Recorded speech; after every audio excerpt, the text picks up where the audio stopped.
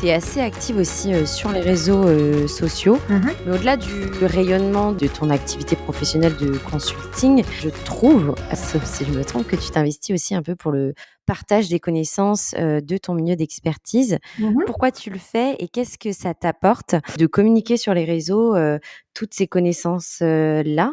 Quels échanges tu as? Je suis quelqu'un qui aime bien apprendre. Du coup, communiquer sur les réseaux, ça a commencé déjà à titre perso, à l'époque où j'avais ma petite ferme à moi et où j'aimais, partager un quotidien, rural finalement.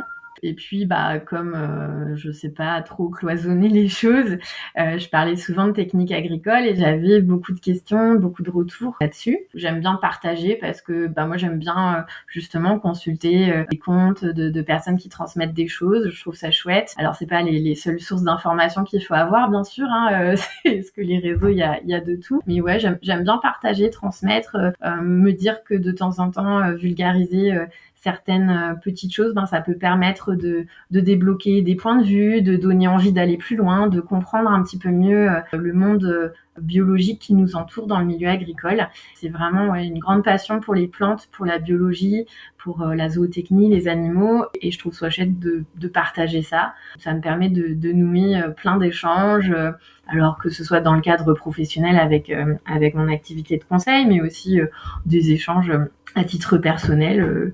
Et oui, si ça peut contribuer à apporter des petites choses, à donner envie d'aller plus loin sur ces sujets-là à d'autres personnes, ben c'est le but. Ça marche, OK. Je comprends bien et je me doutais que c'était important toutes ces valeurs-là, mais c'est bien d'en